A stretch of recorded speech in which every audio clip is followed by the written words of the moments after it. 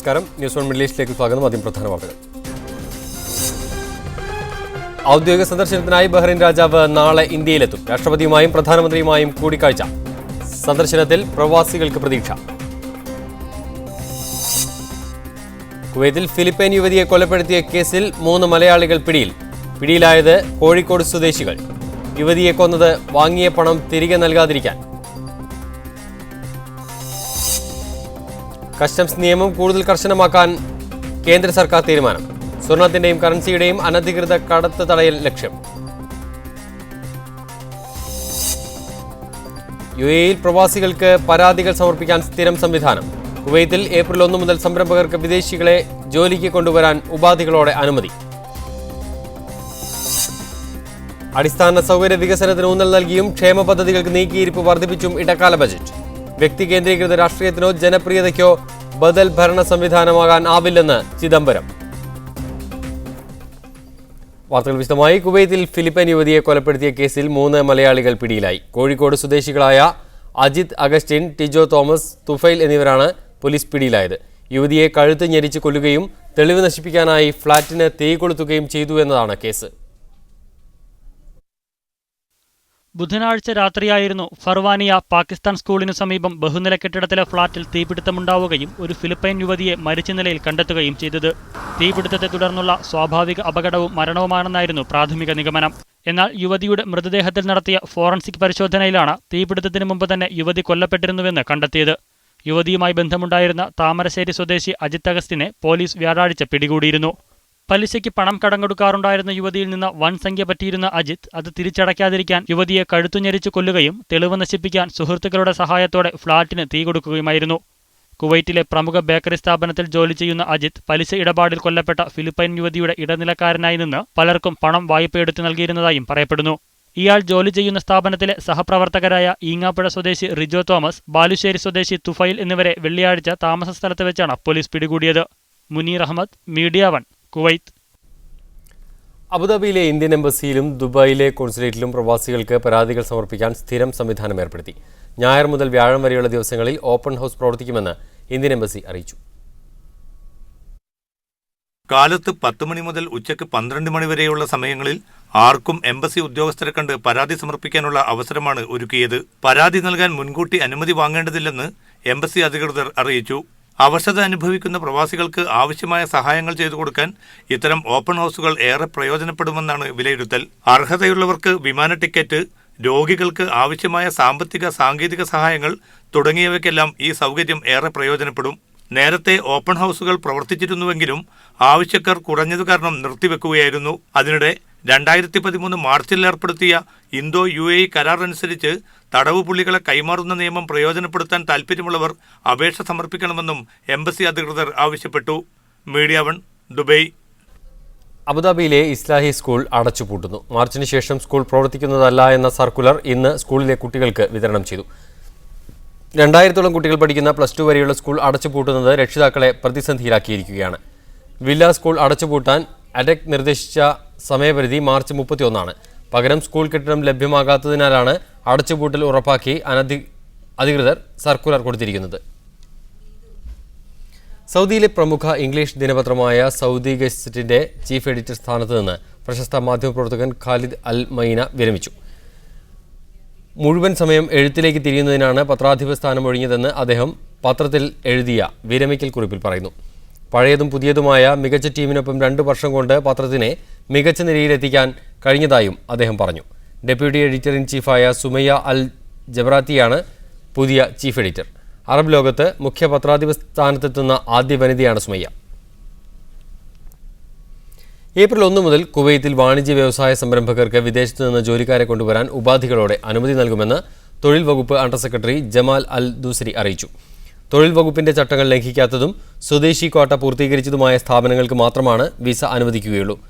തൊഴിലാളി രാജ്യത്ത് എത്തിയതിനു ശേഷം പുറത്ത് ജോലിക്ക് അയക്കുന്ന കമ്പനികൾക്കെതിരെ നടപടി ഉണ്ടാകുമെന്നും 3 മാസത്തെ നിരീക്ഷണത്തിന് ശേഷമേ വർക്ക് പെർമിറ്റ് അനുവദിക്കുകയുള്ളൂവെന്നും കൂട്ടിച്ചേർത്തു. ഖത്തറിൽ ഇനി മുതൽ 50-ലധികം സർക്കാർ സേവനങ്ങൾ സ്മാർട്ട് ഫോണുകളിൽ ലഭ്യമാവും. മെട്രാഷ് 2 എന്ന പേരിൽ ആഭ്യന്തര വകുപ്പാണ് പുതിയ പദ്ധതി ആരംഭിച്ചിരിക്കുന്നത്. സ്വദേശികൾക്കും വിദേശികൾക്കും ലഭിക്കേണ്ട വിവിധ സേവനങ്ങൾ കൂടുതൽ എളുപ്പത്തിൽ ലഭ്യമാക്കാനാണ് പദ്ധതി ലക്ഷ്യമിടുന്നത്. ട്രാഫിക് സേവനങ്ങൾ മുതൽ ഇ-ഗേറ്റ് സർവീസുകൾ വരെ സ്മാർട്ട് ഫോണിൽ ലഭ്യമാക്കുന്നതാണ് മെട്രാഷ് 2 പദ്ധതി. ഖത്തർ ആഭ്യന്തര മന്ത്രാലയത്തിന്റെ പുതിയ സേവന പദ്ധതി അനുസരിച്ച് 4 ജനറൽ സർവീസുകൾക്ക് പുറമെ 15 ട്രാഫിക് സേവനങ്ങളും 2 ഇ-ഗേറ്റ് സർവീസുകളും സ്മാർട്ട് ഫോണുകൾ വഴി ലഭ്യമാകും. പദ്ധതി സ്വദേശികളെ മാത്രമല്ല ലക്ഷ്യമിടുന്നതെന്ന് ഖത്തർ ആഭ്യന്തര മന്ത്രാലയം IT വിഭാഗം തലവൻ ജാസിം സാലിം അൽ സുലൈത്തി വ്യക്തമാക്കി.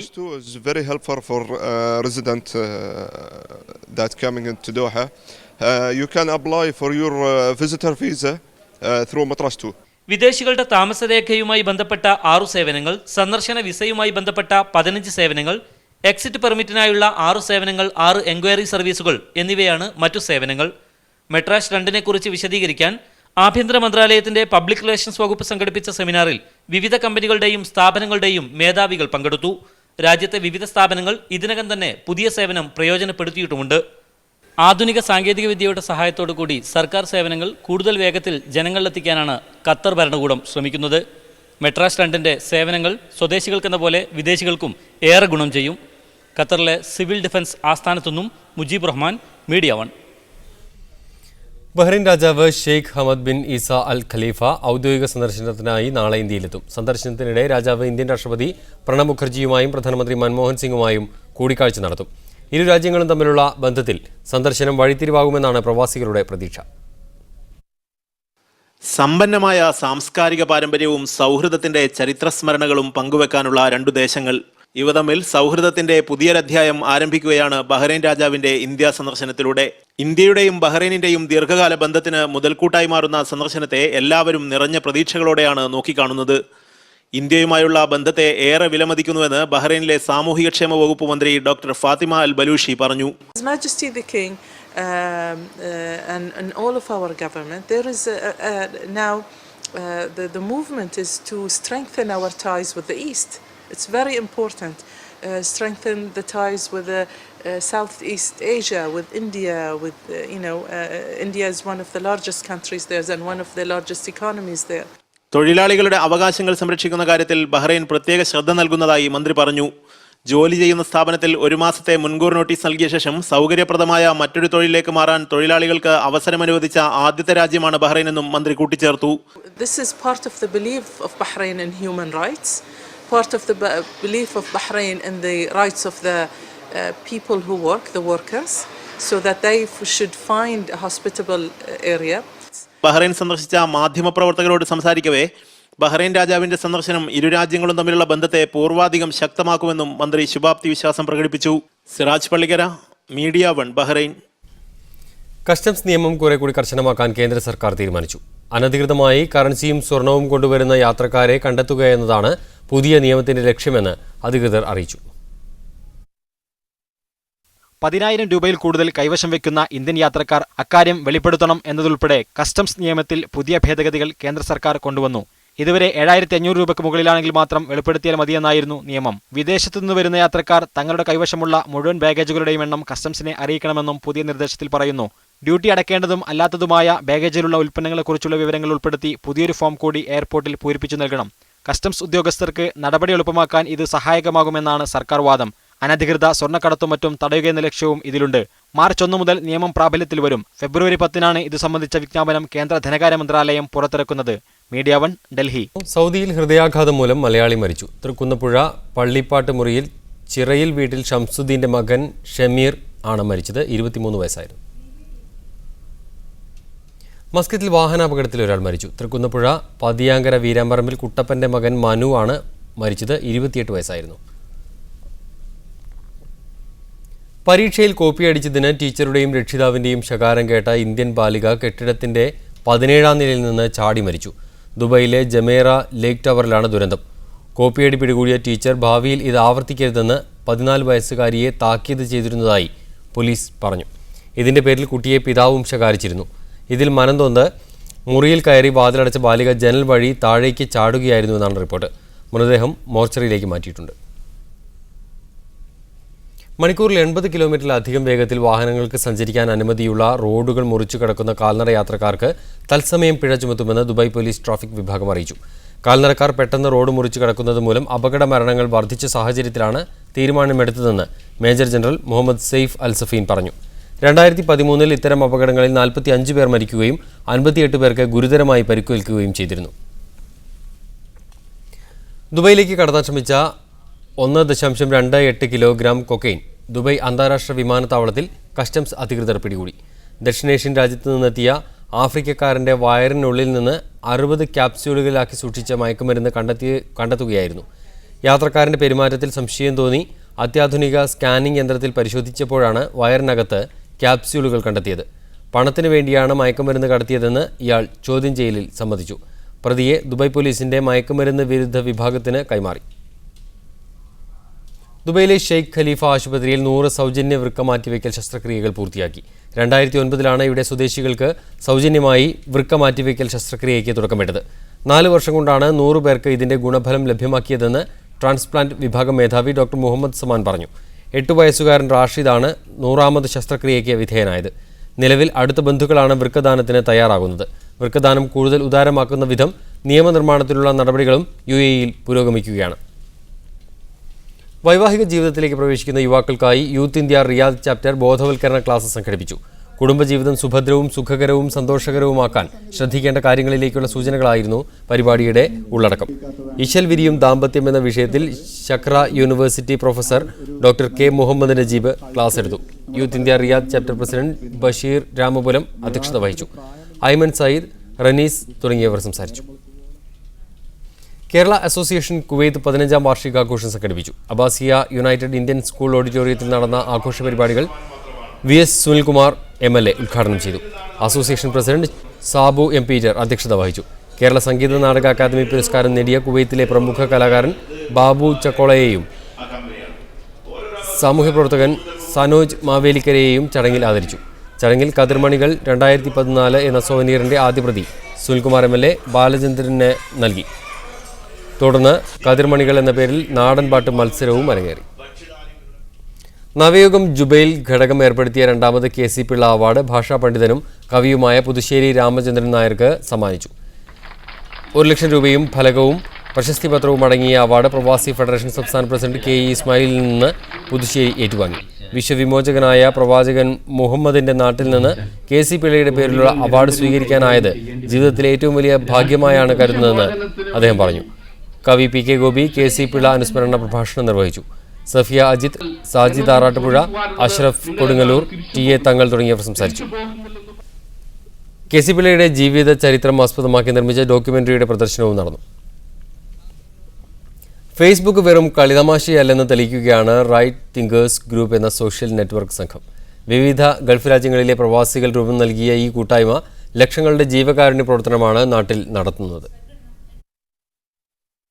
പോസ്റ്റുകൾക്ക് ലൈക്കടിച്ചും ഷെയർ ചെയ്തും വെറുതെ സമയം കൊല്ലുന്നവരാണ് ഫേസ്ബുക്കിലെ നെറ്റിസന്മാർ എന്ന ആക്ഷേപത്തിന് ചുട്ട മറുപടി നൽകുകയാണ് ഗൾഫ് കേന്ദ്രീകരിച്ച് പ്രവർത്തിക്കുന്ന റൈറ്റ് തിങ്കേഴ്സ് ഗ്രൂപ്പ്. ജീവകാരുണ്യ പ്രവർത്തനങ്ങൾ ഏറ്റെടുത്ത് വിവിധ രാജ്യങ്ങളിൽ നിന്നുള്ള ഉദാരമതികളുടെ സംഭാവനകൾ നാട്ടിൽ സ്വരൂപിച്ച് സഹായമെത്തിക്കുകയാണ് ഈ ഗ്രൂപ്പിന്റെ രീതി. ചുരുങ്ങിയ കാലത്തിനിടെ അർഹരായ 8 പേർക്ക് 6 ലക്ഷത്തിലധികം രൂപയുടെ സഹായമെത്തിക്കാൻ ഗ്രൂപ്പിന് കഴിഞ്ഞു. 3 ലക്ഷം രൂപ സമാഹരിച്ച് തൃശൂർ കൂർക്കഞ്ചേരി സ്വദേശിനി ശ്രീലക്ഷ്മിയുടെ ഹൃദയ ശസ്ത്രക്രിയ നടത്തിയത് അതിലൊന്നു മാത്രം. സാമൂഹ്യ പ്രസക്തമായ വിഷയങ്ങളിൽ വളരെ സജീവമായി ചർച്ച നടക്കുന്ന ഒരു ഗ്രൂപ്പാണ് റൈറ്റ് തിങ്കേഴ്സ്. ഈ ചർച്ചകൾക്ക് പുറമെ തന്നെ ജീവകാരുണ്യപരമായ പ്രവർത്തനങ്ങൾക്കും ഈ ഗ്രൂപ്പ് ഊന്നൽ കൊടുക്കുന്നുണ്ട്. സൗദി അറേബ്യയിലെ അബ്ഹയിൽ ജോലി ചെയ്യുന്ന കൊല്ലം പിറവന്തൂർ സ്വദേശി ഷമീറിന്റെ ഹൃദയം മാറ്റിവെക്കൽ ശസ്ത്രക്രിയയാണ് ഇപ്പോൾ റൈറ്റ് തിങ്കേഴ്സ് ഗ്രൂപ്പ് ഏറ്റെടുത്തിരിക്കുന്ന ബൃഹത് പദ്ധതി. 30 ലക്ഷം രൂപ ചെലവ് വരുന്ന ശസ്ത്രക്രിയയ്ക്ക് കുറഞ്ഞത് 10 ലക്ഷം രൂപയെങ്കിലും സമാഹരിക്കുകയാണ് ലക്ഷ്യം. അതിലൊരു 10 ലക്ഷം രൂപ നമ്മുടെ ഗ്രൂപ്പ് വഴി കണ്ടെത്താമെന്നാണ് നമ്മുടെ പ്രതീക്ഷയുള്ളത്. അതിൽ പകുതിയോളം ഏകദേശം കഴിഞ്ഞ ഒരാഴ്ച കൊണ്ട് തന്നെ നമുക്ക് ലഭിച്ചു. 3 വർഷം മുമ്പ് തുടക്കമിട്ട ഗ്രൂപ്പിൽ ഇപ്പോൾ 44,000 റൈറ്റ് തിങ്കേഴ്സ് ഉണ്ട്. ഒത്തുപിടിച്ചാൽ ഒരു കുടുംബത്തിന്റെ അത്താണിയായ ഷമീറിന്റെ ജീവൻ രക്ഷിക്കാനാകുമെന്ന് ഇവർ പ്രതീക്ഷിക്കുന്നു. ഈ സദുദ്യമത്തിന് എത്ര ലൈക്ക് ലഭിച്ചു എന്നതല്ല, മറിച്ച് ഈ സന്ദേശം ഏറെ ഷെയർ ചെയ്യപ്പെടണമെന്ന് ഇവർ ആഗ്രഹിക്കുന്നു. Jawad Muhammad, media 1, Abu Dhabi. പ്രമുഖ ജ്വല്ലറി ഗ്രൂപ്പായ മലബാർ ഗോൾഡ് ആൻഡ് ഡയമണ്ട്സിന്റെ 109ാമത് ശാഖ കുവൈത്തിൽ തുറന്നു. ദജീജിലെ ലുലു ഹൈപ്പർ മാർക്കറ്റ് കോംപ്ലക്സിലാണ് അൽറായി സൂഖ് വദിയ ഔട്ട്ലെറ്റുകൾക്ക് ശേഷം മലബാർ ഗോൾഡ് ആൻഡ് ഡയമണ്ട്സിന്റെ 3ാമത് ശാഖ പ്രവർത്തനം ആരംഭിച്ചത്. ഷേഖ ലീന അബ്ദുൽ അസീസ് അൽ മഷ്ആൻ, ഷേഖ മറിയം ഇസ്മായിൽ ജുമാ അൽ അൻസാരി എന്നിവർ ചേർന്നാണ് ദജീജ് ഔട്ട്ലെറ്റിന്റെ ഉദ്ഘാടനം നിർവഹിച്ചത്. Era uncut diamond collection, mind diamonds unlimited, Diva the youth collection, Ethnix hand crafted designer jewellery, divine heritage jewellery collection, starlet kids jewellery തുടങ്ങി ബ്രാൻഡഡ് ആഭരണങ്ങളുടെ വൻ കളക്ഷനുമായാണ് പുതിയ ശാഖ പ്രവർത്തനമാരംഭിച്ചതെന്ന് Malabar gold and diamonds international operation MD Shamlal Ahammed പറഞ്ഞു. കുവൈത്തിലെ മൂന്നാമത്തെ ഷോറൂമാണിത്. GCC എക്സ്പാൻഷൻ്റെ ഭാഗമായി ഈ വർഷം തന്നെ കുറേ ഷോറൂമുകൾ വരുന്നുണ്ട്. അതിൻ്റെ ഭാഗമായിട്ടാണ് ഇന്നിവിടെ മൂന്നാമത്തെ ഷോറൂം തുറന്നിരിക്കുന്നത്. ഉദ്ഘാടനത്തോടനുബന്ധിച്ച് ആകർഷകമായ ഓഫറുകളും ഒരുക്കിയിരുന്നു. 400 ദിനാറിന്റെ ഡയമണ്ട് വാങ്ങുന്നവർക്ക് 1 ഗ്രാം ഗോൾഡ് കോയിനും 250 ദിനാറിന്റെ സ്വർണം വാങ്ങുന്നവർക്ക് ഗോൾഡ് കോയിനും സൗജന്യമായി ലഭിക്കും. ഉദ്ഘാടന ഓഫർ അടുത്ത മാസം 1 വരെ ഉണ്ടാകുമെന്ന് Malabar gold and diamond Kuwait zonal head Afsal Khan അറിയിച്ചു. എക്സിക്യൂട്ടീവ് ഡയറക്ടർ KP അബ്ദുസലാം, ഡയറക്ടർമാരായ C മായിൻകുട്ടി, അബ്ദുൽ മജീദ് എന്നിവരും സംബന്ധിച്ചു. Media 1 Kuwait city.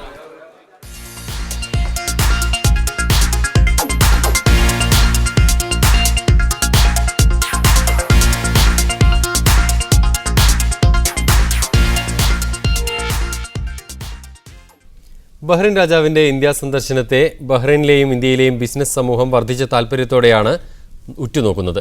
ഇരു രാജ്യത്തെയും നിക്ഷേപ സാധ്യതകൾക്ക് സന്ദർശനം കരുത്തു പകരുമെന്നാണ് ബിസിനസ് വൃത്തങ്ങളുടെ പ്രതീക്ഷ.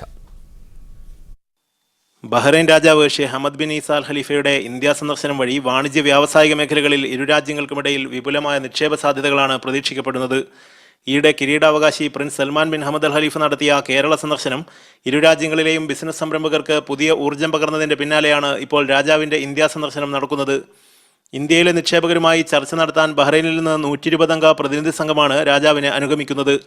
വ്യാപാര വാണിജ്യ മേഖലകളിൽ ഇരു രാജ്യങ്ങളും തമ്മിലുള്ള ചരിത്രപരമായ ബന്ധത്തിന് രാജാവിന്റെ സന്ദർശനം ശക്തി പകരുമെന്ന് ബഹ്റൈൻ ഗതാഗത മന്ത്രി കമാൽ ബിൻ അഹമ്മദ് മുഹമ്മദ് പറഞ്ഞു.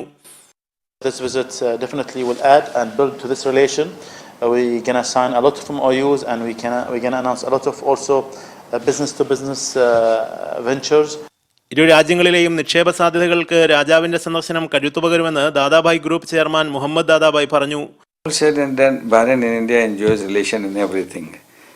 Trade-wise, for centuries there has been a trade between Bahrain and India. At one time we had the Bahraini currency was Indian currency. So all if you see that these are all historical relations, and that makes our ties very, very strong, I would say. And particularly the visit of His Majesty now is, I'm sure, going to strengthen more relations. എണ്ണ ഇതര വ്യാപാര മേഖലകളിൽ ദീർഘകാലമായി ഇന്ത്യയുടെ പങ്കാളിയാണ് Bahrain. അതുകൊണ്ട് തന്നെ ബഹ്റൈനിലെ business സമൂഹം ശുഭപ്രതീക്ഷയോടെയാണ് രാജാവിന്റെ ഇന്ത്യ സന്ദർശനത്തെ നോക്കിക്കാണുന്നത്. Media 1 Bahrain. 11ാമത് Saudi print and pack plastic and petro chemical എക്സ്പോയ്ക്ക് റിയാദ് അന്താരാഷ്ട്ര എക്സിബിഷൻ സെന്ററിൽ തുടക്കമായി. ഈ മാസം 20 വരെ നടക്കുന്ന പ്രദർശനത്തിൽ ഇന്ത്യ ഉൾപ്പെടെ 37 രാജ്യങ്ങളിൽ നിന്നുള്ള 500ഓളം കമ്പനികളാണ് പങ്കെടുക്കുന്നത്. ലോകത്തിന്റെ വിവിധ ഭാഗങ്ങളിൽ നിന്നുള്ള print and pack, plastic and petro chemical മേഖലയിലെ ഉൽപ്പാദകരും കയറ്റുമതിക്കാരുമായ കമ്പനികളാണ് പ്രദർശനത്തിൽ പങ്കെടുക്കുന്നത്. തിങ്കളാഴ്ച വൈകിട്ട് 4-ന് സൗദി വാണിജ്യ വ്യവസായ വകുപ്പ് സഹമന്ത്രി അബ്ദുള്ള അലി അൽ അഖീലാണ് എക്സ്പോയുടെ ഉദ്ഘാടനം നിർവഹിച്ചത്. പ്ലാസ്റ്റിക് പാക്കേജിംഗ് ഉൽപ്പന്നങ്ങളുടെ നിർമ്മാണ രംഗത്തെ അതിനൂതന യന്ത്രസാമഗ്രികളുടെയും അസംസ്കൃത വസ്തുക്കളുടെയും പ്രദർശനം മേളയുടെ പ്രധാന ആകർഷകമാണ്. പ്രിന്റിംഗ് മേഖലയിലെ പുതിയ ടെക്നോളജിയും പ്രദർശനത്തിലുണ്ട്. പൊതു സ്വകാര്യ മേഖലകളിലെ 33 കമ്പനികളാണ് ഇന്ത്യയിൽ നിന്ന് മേളയിൽ പങ്കെടുക്കുന്നത്. എക്സിബിഷൻ സെന്ററിലെ 3-ാം നമ്പർ ഹാളിൽ 3 ബ്ലോക്കുകളിലായി നടക്കുന്ന ഇന്ത്യൻ പ്രദർശനം അംബാസഡർ ഹാമിദ് അലി റാവു ഉദ്ഘാടനം ചെയ്തു. സൗദി വിപണിയിൽ വൻ സാധ്യതകളാണ് തങ്ങൾ പ്രതീക്ഷിക്കുന്നതെന്ന് ഇന്ത്യൻ വ്യവസായികൾ പറയുന്നു. Since Saudi is one of the upcoming market where a lot of new investments are being planned, we are participating in this industry, and just to ensure that our customer find us in the show, that is why we are here to welcome them at our booth. ഇന്ത്യയിൽ നിന്നുള്ള വ്യവസായ പ്രതിനിധികളുമായി സൗദിയിലെ business സംരംഭകർക്ക് India Saudi business network ചൊവ്വാഴ്ച രാവിലെ 11-ന് Indian എംബസിയിൽ മുഖാമുഖം ഒരുക്കിയിട്ടുണ്ട്. പ്ലാസ്റ്റിക് പ്രിന്റിംഗ് മേഖലകളിലെ അതിനൂതന സാങ്കേതിക വിദ്യകൾ പരിചയപ്പെടുന്നതോടൊപ്പം വ്യവസായികൾക്ക് വമ്പിച്ച വിപണന സാധ്യതയാണ് മേള തുറന്നുവെക്കുന്നത്. റിയാദിലെ അന്താരാഷ്ട്ര എക്സിബിഷൻ സെന്ററിൽ നിന്നും റബി മുഹമ്മദ്, മീഡിയ 1. സൗദിയിലെ 4 ഇന്ത്യൻ സ്കൂളുകൾക്ക് സ്വന്തമായി ക്യാമ്പസ് ഒരുക്കാൻ സൗദി ക്യാബിനറ്റ് നൽകിയ അനുമതി ഇന്ത്യൻ എംബസി ഉപേക്ഷിക്കുന്നു. ഏറെ നാളത്തെ കാത്തിരിപ്പുകൾക്കൊടുവിൽ സ്കൂളുകൾക്ക് എംബസിയുടെ പേരിൽ ഭൂമി വാങ്ങി കെട്ടിടം നിർമ്മിക്കാൻ ലഭ്യമായ അനുമതിയാണ് സാങ്കേതിക കാരണങ്ങൾ പറഞ്ഞ് ഉപേക്ഷിക്കുന്നത്.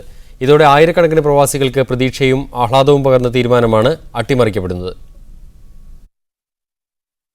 ദമാം, ജുബൈൽ, റിയാദ്, ജിദ്ദ എന്നിവിടങ്ങളിലെ ഇന്ത്യൻ സ്കൂളുകൾക്കാണ് സ്വന്തമായി ഭൂമി വാങ്ങി കെട്ടിടം നിർമ്മിക്കാൻ അനുമതി നൽകിക്കൊണ്ടുള്ള തീരുമാനം 4 മാസങ്ങൾക്ക് മുമ്പ് സൗദി ഭരണകൂടം പുറപ്പെടുവിച്ചത്. ഏറെ ആഹ്ലാദത്തോടും പ്രതീക്ഷയോടുമാണ് ഇന്ത്യൻ പ്രവാസികൾ ഈ തീരുമാനത്തെ എതിരേറ്റത്. എന്നാൽ ഭൂമി വാങ്ങുന്നതിന് അധികൃതർ നിശ്ചയിച്ച മാനദണ്ഡങ്ങൾ പൂർത്തിയാക്കാൻ സാധിക്കില്ലെന്ന കാരണം പറഞ്ഞാണ് എംബസി ഇതിൽ നിന്ന് പിന്മാറുന്നത്. ചില നിബന്ധനകൾക്ക് വിധേയമായിക്കൊണ്ട് സ്കൂളുകൾക്ക് സ്വന്തമായി ഭൂമി വാങ്ങാനുള്ള അനുമതിയാണ് നൽകിയിരുന്നത്. എംബസിയുടെ പേരിലായിരിക്കണം വസ്തു വാങ്ങേണ്ടത്. വിദ്യാഭ്യാസ ആവശ്യങ്ങൾക്ക് വേണ്ടി നിശ്ചയിച്ച വസ്തുവോ ഗവൺമെന്റ് ഭൂമിയോ വാങ്ങാൻ അനുവാദമില്ല. കൊമേഴ്സ്യൽ ഭൂമികൾ വേണം ഇതിന് തെരഞ്ഞെടുക്കാൻ എന്നിവയായിരുന്നു പ്രധാന നിബന്ധനകൾ. എന്നാൽ ഇത്തരം ഭൂമികൾ കണ്ടെത്തിയാൽ തന്നെ ക്യാമ്പസിന് അനുഗുണമാവില്ലെന്ന മുൻധാരണയാണ് ഇതിൽ നിന്ന് പിന്തിരിയാൻ എംബസിയെ പ്രേരിപ്പിച്ചിരിക്കുന്നത്.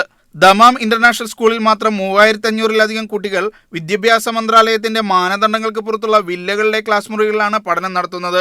So we are seriously looking for a third campus with a strength of around 6,000 to 7,000 so that we can accommodate those students for the another 5-6 years. There will be no problem. പുതിയ കെട്ടിടം പണിയാനാകുമെന്ന പ്രതീക്ഷയിലാണ് വില്ലകൾ നിലനിർത്തിയിരുന്നത്. എന്നാൽ ഈ പ്രതീക്ഷയും പൊലിഞ്ഞതോടെ മറ്റൊരു കെട്ടിടം കൂടി കണ്ടെത്തി കുട്ടികളെ അവിടേക്ക് മാറ്റാനുള്ള ശ്രമത്തിലാണ് കുട്ടികളുടെ ബാഹുല്യത്താൽ വീർപ്പുമുട്ടുന്ന ദമാം സ്കൂളിന്റെ ഭരണസമിതി. ജിദ്ദ സ്കൂളും സമാനമായ പരിശ്രമത്തിലാണ്. സൗദി ഇന്ത്യ ബന്ധം കൂടുതൽ ഊഷ്മളമായിക്കൊണ്ടിരിക്കുന്ന സാഹചര്യം ഉപയോഗപ്പെടുത്തി പ്രതിസന്ധികൾ മറികടക്കുന്നുള്ള മാർഗങ്ങൾ ആരായുന്നതിന് പകരം എംബസി എളുപ്പമാർഗം തേടി ഒളിച്ചോടുന്നത് പ്രവാസികൾക്കിടയിൽ പ്രതിഷേധത്തിനിടയാക്കിയിട്ടുണ്ട്. Sajid Arattupuzha, Media 1, Dammam. അടിസ്ഥാന സൗകര്യ വികസനത്തിന് ഊന്നൽ നൽകിയും ക്ഷേമ പദ്ധതികൾക്കുള്ള നീക്കിയിരിപ്പ് വർദ്ധിപ്പിച്ചും ധനമന്ത്രി പി ചിദംബരം ഇടക്കാല ബജറ്റ് അവതരിപ്പിച്ചു. തെലങ്കാന വിഷയത്തിൽ സീമാന്ധ്ര എംപിമാരുടെ ബഹളത്തിനിടെയാണ് ബജറ്റ് അവതരണം നടന്നത്. സൈന്യത്തിൽ ഒരു റാങ്കിന് ഒരു പെൻഷൻ പദ്ധതി പ്രഖ്യാപിച്ചും പ്രതിരോധ വിഹിതം കൂട്ടിയും തെരഞ്ഞെടുപ്പ് ഗോതയിൽ BJPക്ക് ഒരു മുഴം മുമ്പേ എറിയാനും ധനമന്ത്രി ശ്രദ്ധിച്ചു. പ്രധാനമായും UPA സർക്കാരിന്റെ നേട്ടങ്ങളെ NDA കാലവുമായി തുലനം ചെയ്യുന്ന പ്രസംഗമായിരുന്നു ചിദംബരത്തിൻ്റേത്. തെരഞ്ഞെടുപ്പ് ആസന്നമായ സാഹചര്യം മുന്നിൽ കണ്ട് വോട്ടർമാരെ കയ്യിലെടുക്കാൻ പുതിയ സബ്സിഡികൾ പക്ഷേ ചിദംബരം പ്രഖ്യാപിച്ചില്ല. ആശങ്കപ്പെട്ടതുപോലെ പുതിയ നികുതി നിർദ്ദേശങ്ങളും ഉണ്ടായില്ല. ഇന്ധന മേഖലയിൽ സർക്കാർ പുതിയ നിർദ്ദേശങ്ങൾ കൊണ്ടുവന്നില്ല. പാചകവാതക സബ്സിഡിക്ക് 65,000 കോടി വകയിരുത്തിയ ചിദംബരം ആധാർ പദ്ധതിയുടെ കാര്യത്തിൽ കേന്ദ്ര സർക്കാർ പ്രതിജ്ഞാബദ്ധമാണെന്ന് ആവർത്തിച്ചു. പദ്ധതികളുടെ നടത്തിപ്പിനായി രാജ്യം കഴിഞ്ഞ സാമ്പത്തിക വർഷം വകയിരുത്തിയ 5,55,322 കോടി ഇത്തവണയും ബജറ്റിൽ ഉൾക്കൊള്ളിച്ചു. 10 വർഷം മുമ്പേ ഇന്ത്യയിലെ ധാന്യ ഉൽപ്പാദനം 213 ദശലക്ഷം ടൺ ആയിരുന്നുവെങ്കിൽ ഇപ്പോഴത് 263 ദശലക്ഷം ടൺ ആയി ഉയർന്നു. സംസ്ഥാനങ്ങൾക്കുള്ള സഹായം 1.36 കോടിയിൽ നിന്നും 3.34 കോടിയായി ഉയർത്തി. 14 കോടി ജനങ്ങളെ ദാരിദ്ര്യരേഖയുടെ പരിധിയിൽ നിന്നും ഉയർത്താനായി. 2014 വരെ രാജ്യത്ത് 51,511 കിലോമീറ്റർ ഗ്രാമീണ റോഡുകൾ നിർമ്മിക്കപ്പെട്ടുവെങ്കിൽ ഇപ്പോഴത് 3,89,578 കിലോമീറ്ററാണ്. വൈദ്യുതി മേഖലയിൽ രാജ്യം വൻ കുതിച്ചുചാട്ടം നടത്തി. 1.1 ലക്ഷം മെഗാവാട്ട് ആയിരുന്നു 10 വർഷം മുമ്പത്തെ ഉൽപ്പാദനമെങ്കിൽ ഇപ്പോഴത് 2.34 ലക്ഷം മെഗാവാട്ട് ആണ്. കാർഷിക മേഖലയിൽ 4.6% വളർച്ച നേടാനായി. 7 ലക്ഷം കോടി രൂപ കാർഷിക കടം നൽകാൻ UPA സർക്കാരുകൾക്ക് കഴിഞ്ഞു. 10 വർഷം മുമ്പ് ആരോഗ്യമേഖലയിൽ ചെലവഴിച്ചത് 7,248 കോടിയെങ്കിൽ ഇപ്പോഴത് 36,322 കോടിയാണ്. 296 പദ്ധതികൾക്ക് അംഗീകാരം നൽകിയതിലൂടെ 6.6 ലക്ഷം കോടി രൂപ വരുമാനം നേടാൻ സർക്കാരിനായി. പിന്നാക്ക മേഖലകളിൽ വികസനം കൊണ്ടുവരാൻ കഴിഞ്ഞു. ന്യൂനപക്ഷ വിഭാഗങ്ങൾക്കിടയിൽ ബാങ്ക് അക്കൗണ്ടുകൾ പലമടങ്ങ് എണ്ണം വർദ്ധിച്ചു. വിദ്യാഭ്യാസ മേഖലയിൽ സർക്കാരിന്റെ വകയിരുത്തൽ കഴിഞ്ഞ 10 വർഷത്തിനിടെ 8 മടങ്ങ് വർദ്ധിച്ചതായും ചിദംബരം ചൂണ്ടിക്കാട്ടി. രാജ്യത്ത് പുതിയ 3 സാമ്പത്തിക ഇടനാഴികൾ പ്രഖ്യാപിച്ച മന്ത്രി ചില ഉൽപ്പന്നങ്ങളുടെ ഇറക്കുമതി തീരുവ കുറച്ചു. റഷീദുദ്ദീൻ, മീഡിയ 1, ന്യൂഡൽഹി. ഇടക്കാല ബജറ്റിലെ നിർദ്ദേശങ്ങൾ അനുസരിച്ച് ഇലക്ട്രോണിക് ഉൽപ്പന്നങ്ങൾക്ക് പൊതുവിൽ വില കുറയും. മോട്ടോർ വാഹനങ്ങളുടെ എക്സൈസ് തീരുവയിലും കുറവുണ്ടാകും. കാറ്, ബൈക്ക്, ഇന്ത്യൻ നിർമ്മിത mobile phone, fridge, washing machine, ഭക്ഷ്യ എണ്ണ എന്നിവയ്ക്ക് വില കുറയും. ഇറക്കുമതി ചെയ്യുന്ന യന്ത്രസാമഗ്രികളുടെ വിലയും കുറയും. അതേസമയം വിദേശത്ത് നിന്ന് ഇറക്കുമതി ചെയ്യുന്ന മൊബൈൽ ഫോണിന് വില കൂടും. മോട്ടോർ വാഹനങ്ങളുടെ എക്സൈസ് തീരുവ 10%. ചെറുകാറുകളുടെ എക്സൈസ് തീരുവ 8%. എന്നാൽ നികുതി നയങ്ങളിൽ മാറ്റമുണ്ടാവാൻ സാധ്യതയില്ല. ഇരുചക്ര വാഹനങ്ങളുടെ എക്സൈസ് ഡ്യൂട്ടി 8% കുറച്ചു.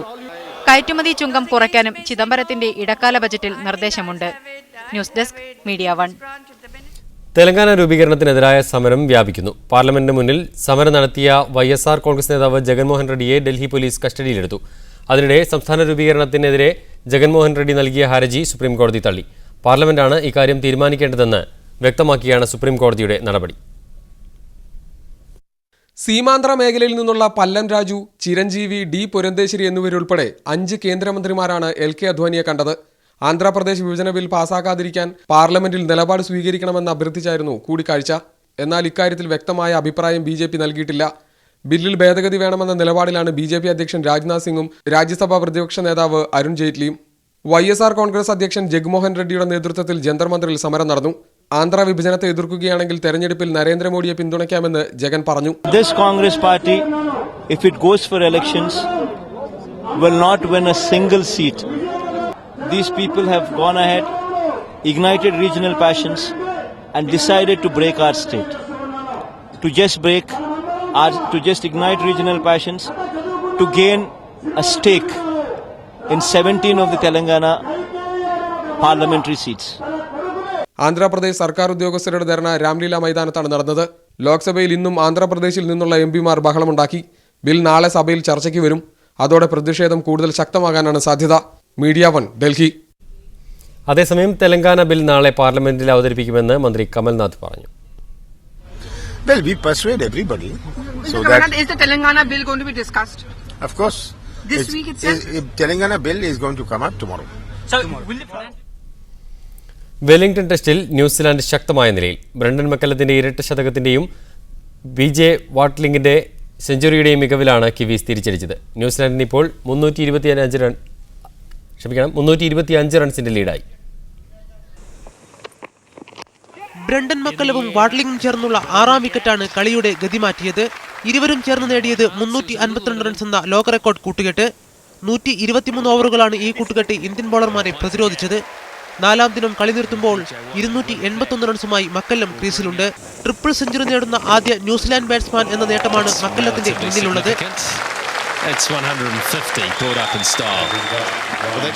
തുടർച്ചയായി 2 ടെസ്റ്റുകളിൽ ഇരട്ട സെഞ്ചുറി നേടുന്ന ആദ്യ കിവീസ് ബാറ്റ്സ്മാനായി മക്കല്ലം മാറി. ഇന്ന് 1 വിക്കറ്റ് മാത്രമാണ് ഇന്ത്യക്ക് വീഴ്ത്താനായത്. 5ാം ദിനം ആദ്യ സെഷനിൽ തന്നെ വലിയ വിജയലക്ഷ്യം ഇന്ത്യക്ക് മുന്നിൽ വെക്കാനായിരിക്കും ന്യൂസിലാൻഡിന്റെ ശ്രമം. Sports desk media 1. അണ്ടർ 19 ലോകകപ്പിൽ സ്കോട്ട്ലാൻഡിനെതിരെ ഇന്ത്യക്ക് 5 വിക്കറ്റ് ജയം. 89 എന്ന ചെറിയ സ്കോർ പിന്തുടർന്ന ഇന്ത്യ ഒരു ഘട്ടത്തിൽ 5 വിക്കറ്റ് നഷ്ടത്തിൽ 22 എന്ന നിലയിൽ തകർച്ചയെ അഭിമുഖീകരിച്ചിരുന്നു. മലയാളി താരം സഞ്ജു സാംസണ് 7 റൺസ് എടുക്കാനേ കഴിഞ്ഞുള്ളൂ. 45 റൺസ് എടുത്ത സർഫറാസ് ഖാന്റെയും 24 റൺസ് എടുത്ത ദീപക് ഹുഡയുടെയും മികവിലാണ് ഇന്ത്യ ലക്ഷ്യം മറികടന്നത്. നേരത്തെ ടോസ് നേടിയ സ്കോട്ട്ലാൻഡ് ബാറ്റിംഗ് തെരഞ്ഞെടുക്കുകയായിരുന്നു. കുൽദീപ് യാദവ് ഹാട്രിക് നേടി. ആമിർ ഖനി 4 വിക്കറ്റ് വീഴ്ത്തി. തിരുവനന്തപുരം തുമ്പയിലെ കിൻഫ്ര അപ്പാരൽ അന്താരാഷ്ട്ര പാർക്ക് പ്രദേശവാസികൾ ഉപരോധിച്ചു. പാർക്കിൽ പ്രവർത്തിക്കുന്ന വരുണ അക്വാ പ്രോഡക്ട്സ് എന്ന കുടിവെള്ള കമ്പനിയുടെ ജലചൂഷണത്തിനെതിരെയും clay mining Ashapura Minechem ലിമിറ്റഡിന്റെ പരിസ്ഥിതി മലിനീകരണത്തിനെതിരെയുമായിരുന്നു പ്രദേശവാസികളുടെ സമരം.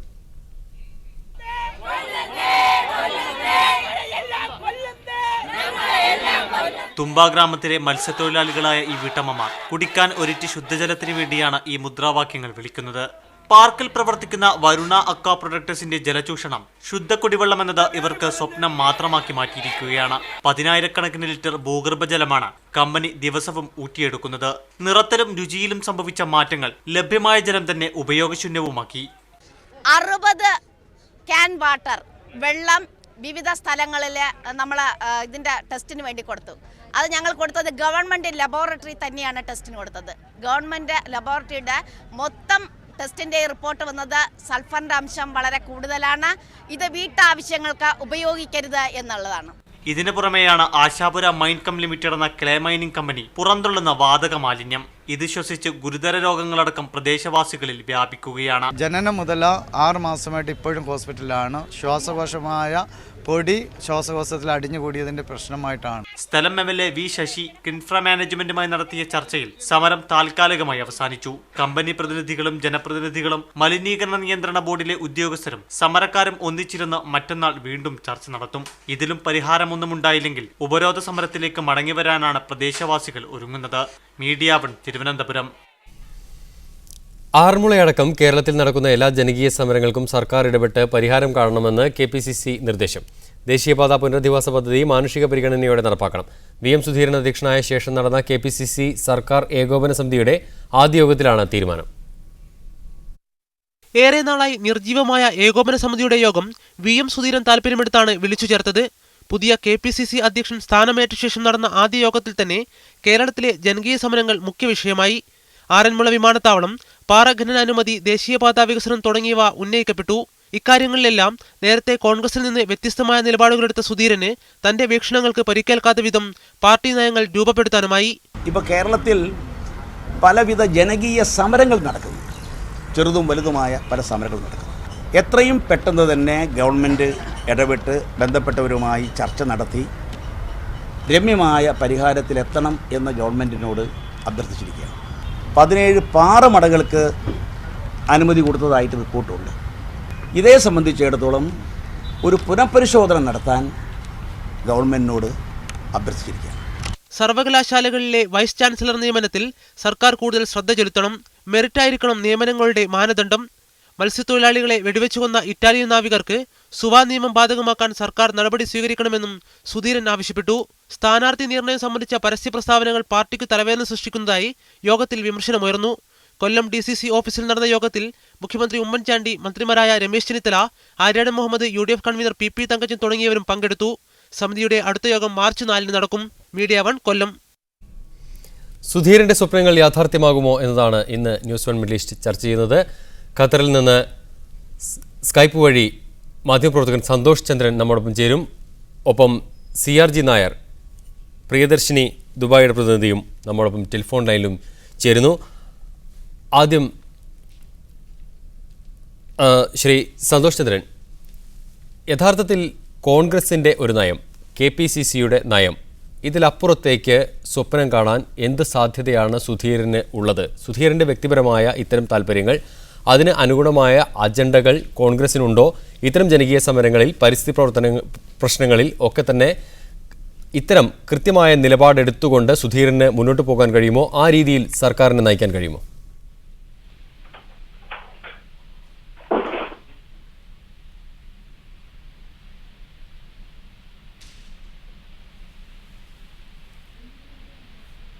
ശ്രീ സന്തോഷ് ചന്ദ്രൻ കേൾക്കാമോ?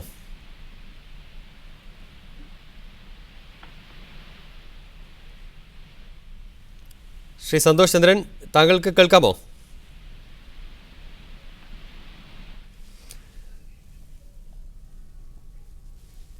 തിരിച്ചു വരാം അദ്ദേഹത്തിലേക്ക്. CRG നായരിലേക്ക് ആദ്യം. ശ്രീ CRG നായർ, കേരളത്തിലെ കോൺഗ്രസ്സിന് അല്ലെങ്കിൽ രാജ്യത്താകമാനം തന്നെ കോൺഗ്രസിൻ്റെ ഒരു നയപരിപാടിയുടെ ഭാഗമായ കാര്യങ്ങളാണോ സുധീരൻ പറയുന്നത്? ഇത്തരം പ്രശ്നങ്ങളിൽ സ്വതന്ത്രമായൊരു നിലപാടെടുക്കാനും ജനകീയ പ്രശ്നങ്ങളിലും പരിസ്ഥിതി പ്രവർത്തനങ്ങളിലും സുധീരൻ പറഞ്ഞിരുന്ന കാര്യങ്ങൾ ഇപ്പോൾ KPCC പ്രസിഡന്റ് എന്ന സ്ഥാനത്തിരുന്നു കൊണ്ട് എത്രമാത്രം പറയാൻ കഴിയും? അത്തരം പ്രശ്നങ്ങൾ എത്രമാത്രം സർക്കാരിനെ കൊണ്ട് ഏറ്റെടുപ്പിക്കാൻ കഴിയും?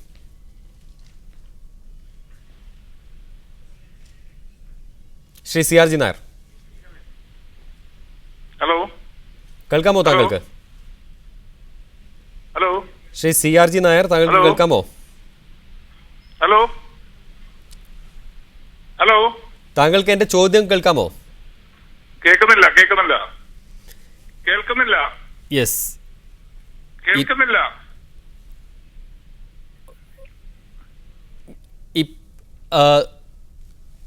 ശ്രീ CRG നായർ,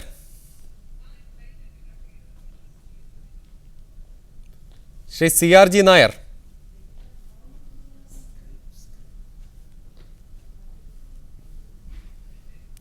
രണ്ട് അതിഥികളിലേക്കും എനിക്ക് പോകാൻ കഴിയുന്നില്ല.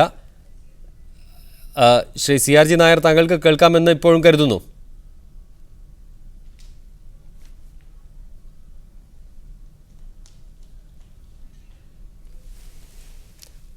ഒരു പ്രേക്ഷകൻ ഇപ്പോൾ ടെലിഫോൺ ലൈനിൽ ചേരുന്നു. ശ്രീ ശശിധരൻ. ശശിധരൻ, എവിടെ നിന്നാണ് വിളിക്കുന്നത്?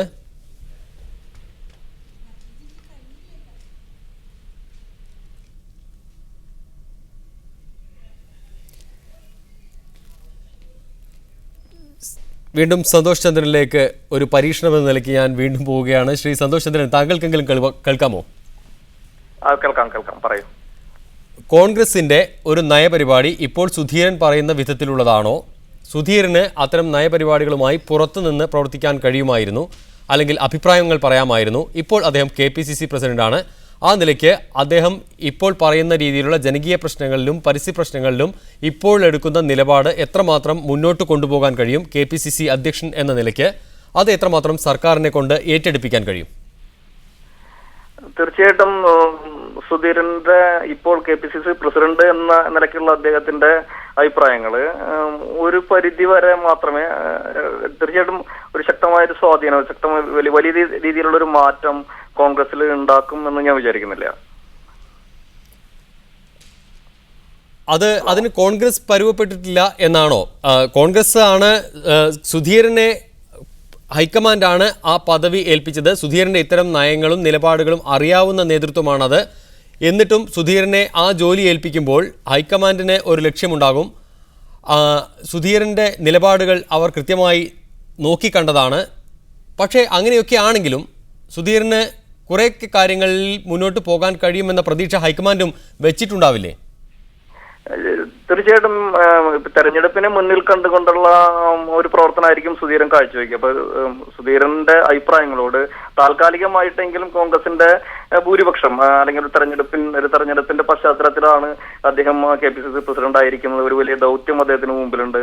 ഈ ഒരവസ്ഥയില് തീർച്ചയായിട്ടും ഒരു കോൺഗ്രസിന്റെ ഒരു തിരിച്ചുവരവിനോ അല്ലെങ്കിൽ കോൺഗ്രസിൽ തെരഞ്ഞെടുപ്പിനെ നേരിടേണ്ടതായിട്ടുള്ള ഒരവസ്ഥയില് അല്ലെങ്കിൽ അത്തരത്തിലുള്ള സുധീരന്റെ തീരുമാനങ്ങളോട് യോജിച്ച് പോകാനായിട്ട് കോൺഗ്രസിന് സാധിക്കും. പക്ഷെ തീർച്ചയായിട്ടും ഇത് തെരഞ്ഞെടുപ്പിനെ മുന്നിൽ കണ്ടുകൊണ്ടുള്ള ഒരു താൽക്കാലികമായിട്ടുള്ള ഒരു ഒത്തൊരുമയായിരിക്കും എന്നാണ് എനിക്ക് തോന്നുന്നത്. ഒരു പ്രേക്ഷകൻ നമ്മളൊപ്പം ടെലിഫോൺ ലൈനിലുണ്ട്. ശ്രീ കരീംലാൽ, പറയൂ. സുധീരന് ഏകദേശം 34 വർഷത്തോളമായി അദ്ദേഹം MP സ്ഥാനം തൊട്ട് ഇന്നേ വരെ പൊതുപ്രവർത്തനത്തിൽ സജീവമായി ഇടപെടുന്നത്. തീർച്ചയായിട്ടും ഈ അണ്ണാൻ വയസ്സായാലും മരം കയറ്റാൻ മറക്കൂല എന്നൊരു ചൊല്ലുണ്ടല്ലോ, അതുപോലെ ജനപക്ഷത്ത് നിന്നുള്ള അദ്ദേഹത്തിന്റെ സ്വഭാവത്തിന് ഒരിക്കലും ഒരു മാറ്റം വരാൻ പോകുന്നില്ല. ഇപ്പോഴത്തെ കോൺഗ്രസ് കോർപ്പറേറ്റുകളുടെ ഭാഗത്താണെന്ന് നമുക്ക് എല്ലാവർക്കും അറിയാം. അതിനെതിരായിട്ടായിരിക്കും അദ്ദേഹത്തിന്റെ പ്രവർത്തനം. അതുകൊണ്ട് KPCCയും കേരളത്തിലെ ഭരണമുന്നണിയും തമ്മിൽ തീർച്ചയായും ഒരു സഹകരിച്ചു പോകാനുള്ള ഒരു നിലപാട് എനിക്ക് തോന്നുന്നില്ല. സുധീറിന്റെ കൂടെ സഹകരിച്ചു പറ്റും എന്ന് എനിക്ക് തോന്നുന്നില്ല. യെസ്, വളരെ നന്ദി ശ്രീ കരീംലാൽ പ്രതികരിച്ചതിന്.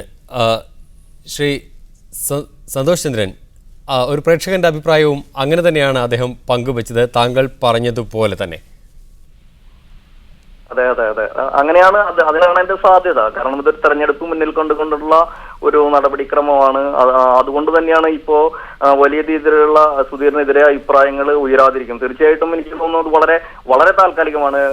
സ്ഥാനാർത്ഥി നിർണയവുമായിട്ട് ബന്ധപ്പെട്ടിട്ടുള്ള അടുത്ത ദിവസങ്ങളിൽ എനിക്ക് ഈ ഗ്രൂപ്പിസം, കോൺഗ്രസിലെ ഗ്രൂപ്പിസം തിരിച്ചു വരാൻ സാധ്യതയുണ്ട്.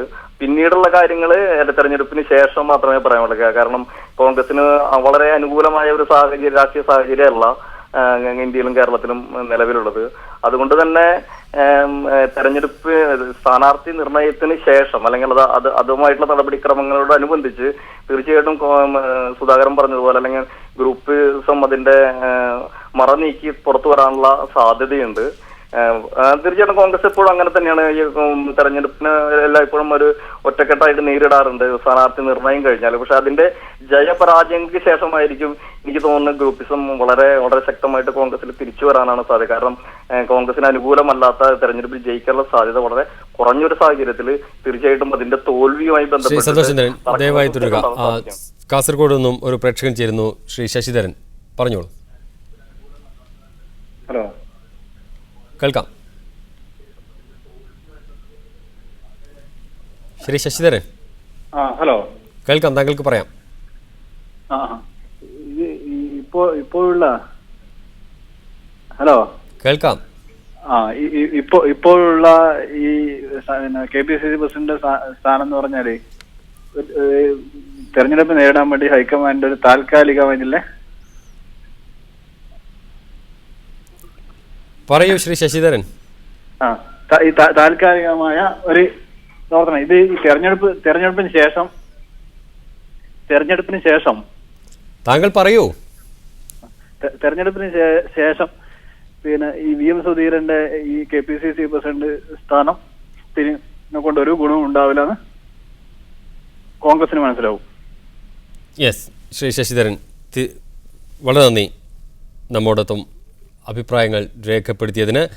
ശ്രീ സന്തോഷ് ചന്ദ്രൻ, അപ്പോൾ തെരഞ്ഞെടുപ്പിനെ നേരിടാൻ ഒരു നേതൃത്വം എന്നത് മാത്രമാണ് ആവശ്യം. അത് കഴിഞ്ഞാൽ വീണ്ടും പഴയതുപോലെ തന്നെ ഗ്രൂപ്പും പ്രശ്നങ്ങളും ഒക്കെ തന്നെ തുടങ്ങും. പക്ഷേ അതൊക്കെ വിട്ട് കളയുമ്പോഴും സുധീരൻ മുന്നോട്ട് വയ്ക്കുന്ന മറ്റ് പ്രശ്നങ്ങളുണ്ട്. കേരളത്തിൽ ഇതുവരെ കണ്ടില്ലെന്ന് നടിച്ച നിരവധി സമരങ്ങൾ, നിരവധി പാരിസ്ഥിതിക പ്രശ്നങ്ങൾ, ജനകീയ പ്രശ്നങ്ങൾ, ഇതൊക്കെ പരിഹാരം കാണാനും ഇതൊക്കെ ശ്രദ്ധിക്കണമെന്ന് പറയാനും ഒരാളുണ്ടാവുക, അത് നിസ്സാരമല്ല. അത്തരമൊരു നേതൃത്വം ഉണ്ടാവുക എന്നത് അത് ഒരുപക്ഷെ തെരഞ്ഞെടുപ്പിന് മുന്നിൽ ആണെങ്കിൽ പോലും അത് ചർച്ചയാവേണ്ടതില്ലേ?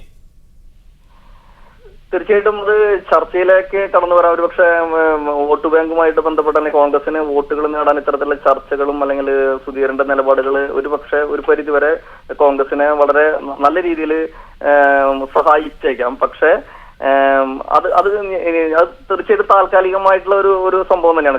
നമുക്കറിയാം, കോൺഗ്രസിൽ 2 ഗ്രൂപ്പുകൾ, പ്രബലമായ ഗ്രൂപ്പുകൾ ഉണ്ടായിരുന്നു. അതിനുശേഷം വലിയ വലിയ ആദർശങ്ങൾ അല്ലെങ്കിൽ വളരെ ജനകീയ സമരങ്ങൾ മുന്നോട്ട് വെച്ചുകൊണ്ട് കോൺഗ്രസിൽ തന്നെ ഗ്രീൻ MLA-മാരുടെ ഒരു വലിയ ചലനം ഉണ്ടായി. പക്ഷെ കോൺഗ്രസിലെ എനിക്ക് തോന്നിയത് കോൺഗ്രസിന്റെ ഗ്രൂപ്പിസത്തിനെ പാസീവായിട്ട് അല്ലെങ്കിൽ അതിനെ ഒരു എന്താ പറയാ, അതിനെ നിർത്തലാക്കാൻ, അതിനൊരു പരിധി കൺട്രോൾ ചെയ്യാൻ അത്തരത്തിലുള്ള ഒരു ഗ്രൂപ്പിന് കഴിയുമായിരുന്നു എന്ന് കോൺഗ്രസിലെ തന്നെ അല്ലെങ്കിൽ കേരളത്തിലെ ഒരുപാട് ജനങ്ങൾ വിശ്വസിച്ചിരുന്നു. പക്ഷെ അതുണ്ടായില്ല. അപ്പൊ ഈ ഗ്രൂപ്പിസം എന്ന് പറഞ്ഞത് പിന്നീട് അവർ തലയ്ക്കും അല്ലെങ്കിൽ പല രീതിയിലും ഏതെങ്കിലും ഒരു ഗ്രൂപ്പുമായിട്ട് കൂടിച്ചേരുന്ന ഒരു കാഴ്ചയാണ് നമ്മൾ കണ്ടത്. അതുകൊണ്ട് വിനോദ് ദോഹയിൽ നിന്ന് നമ്മോടൊപ്പം ടെലിഫോൺ ലൈനിൽ ചേരുന്നു. കുറെ നേരമായി അദ്ദേഹം കാത്തു നിൽക്കുന്നു. ശ്രീ വിനോദ് പറയൂ. ഹലോ വിനോദ്, കേൾക്കാം, പറഞ്ഞോളൂ. പുതിയ KPCC പ്രസിഡന്റിനെ പറ്റിയാണല്ലോ ചർച്ച നടന്നുകൊണ്ടിരിക്കുന്നത്. അതെ. അപ്പോ പുതിയ KPCC പ്രസിഡന്റ് വന്നത് കൊണ്ട് കോൺഗ്രസിന് വലിയ ഗുണമുണ്ടെന്ന് കരുതുന്നില്ല. കാരണം കോൺഗ്രസിലെ ഗ്രൂപ്പിസം.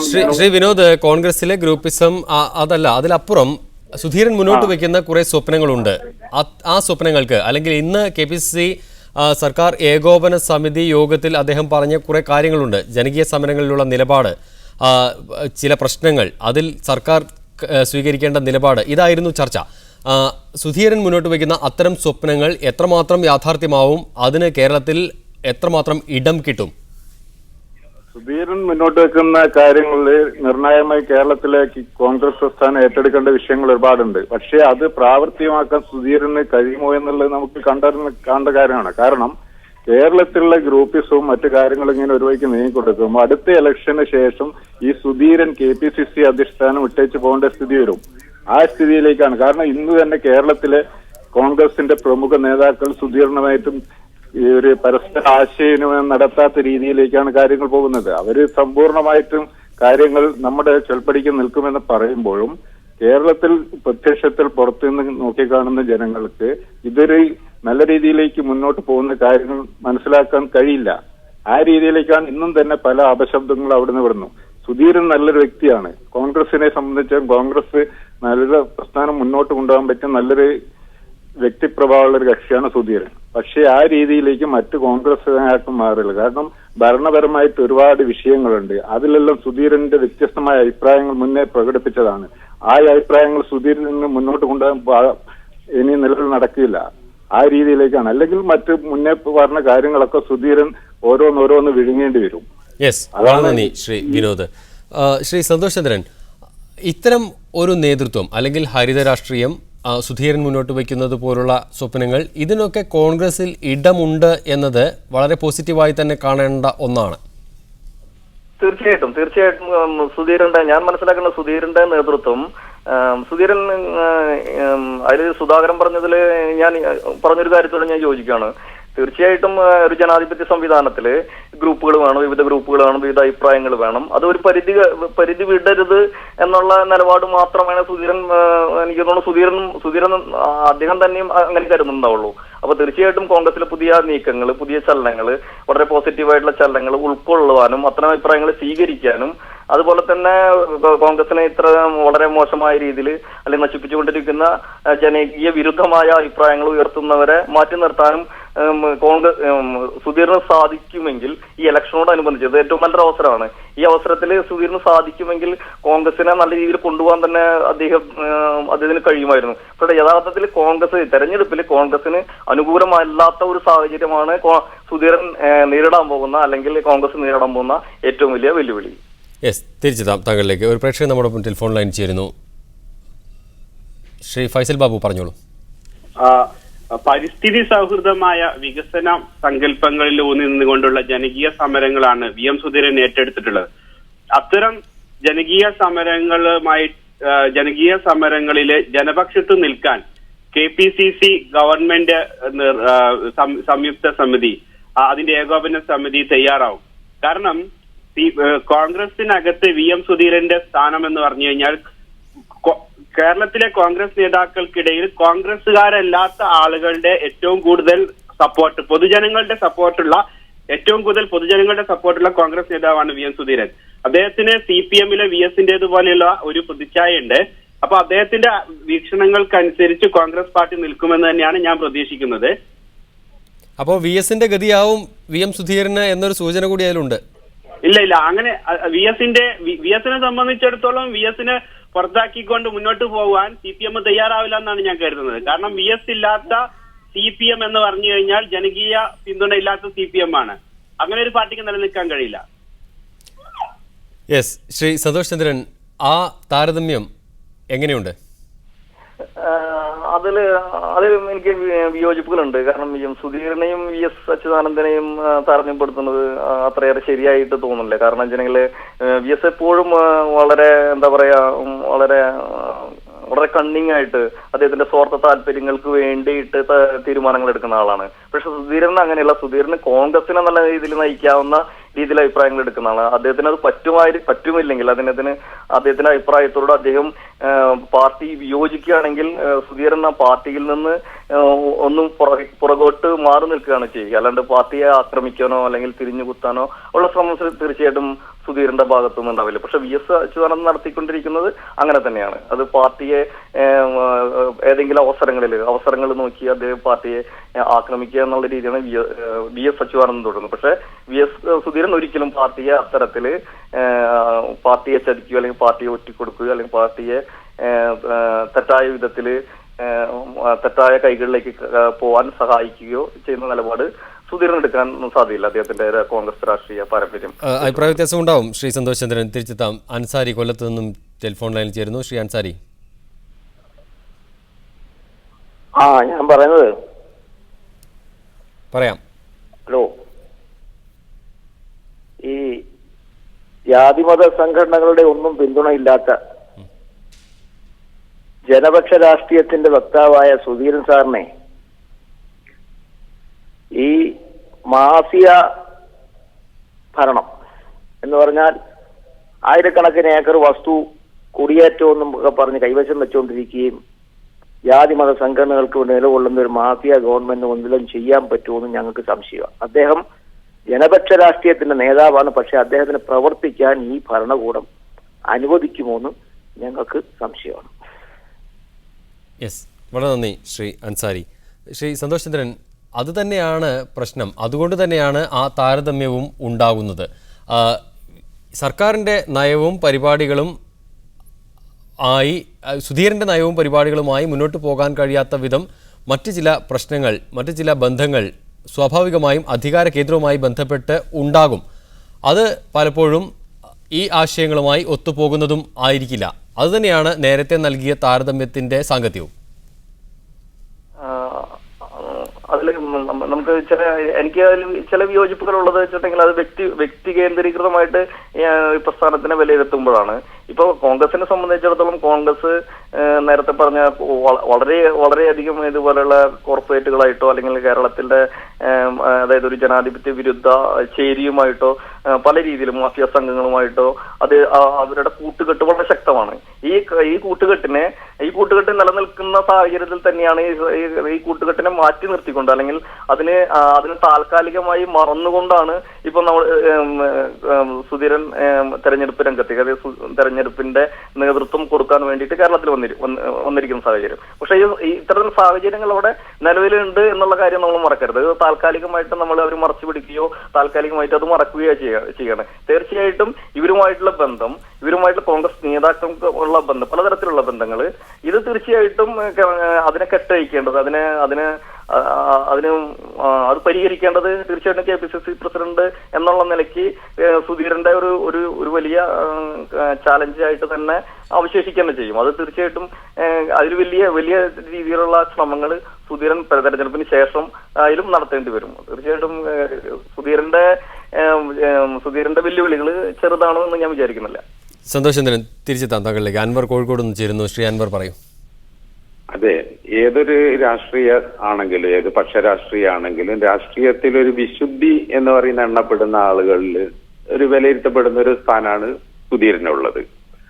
അപ്പോ സുധീരനെ സംബന്ധിച്ച് ഈ പറഞ്ഞ ഒരു കാര്യം, കാരണം ഞാൻ പറഞ്ഞില്ല കുറെ ഈ പറഞ്ഞ ആത്മഹത്യകൾ രാഷ്ട്രീയത്തിൽ ഉണ്ടായിട്ടുണ്ടല്ലോ, അങ്ങനെ ഒരു സ്വയം ആത്മഹത്യയിലേക്കായിരിക്കും ഇപ്പോഴത്തെ നിലപാടിൽ. ഇപ്പൊ തന്നെ ഇന്നിപ്പോ വൈകുന്നേരം ഇങ്ങനെ ഒരു സംഭവം ഈ ചർച്ചയിൽ പറയുന്നത്, കാരണം പരസ്യ പ്രസ്താവന നിർത്തണമെന്ന് പറയുന്ന പ്രസിഡന്റ് എന്നുള്ള നിലയ്ക്ക് തൊട്ടടുത്ത് KPCC സെക്രട്ടറി എന്നെ പറയുന്നത് വെല്ലുവിളിക്കുന്നു. അപ്പൊ എന്തായാലും ഇന്നിപ്പോ ഇത് മാതൃഭൂമിയുള്ള ഒരു കാർട്ടൂണിന്റെ ഒരു ഇതിലേക്കാണ് പോകുന്നത്. വോട്ട് രാഷ്ട്രീയവും ആദർശ രാഷ്ട്രീയവും എന്ന് പറഞ്ഞ് ജനങ്ങളൊക്കെ ശ്രദ്ധിച്ച ഒരു കാർട്ടൂൺ ആയിരിക്കും അത്.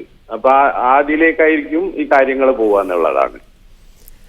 ഹലോ, വളരെ നന്ദി ശ്രീ അൻവർ നമ്മളോട് പ്രതികരിച്ചതിന്. ശ്രീ സന്തോഷ് ചന്ദ്രൻ, താങ്കളുടെ വിലയിരുത്തൽ ഏകപക്ഷീയമായി പോകുന്നുണ്ടോ?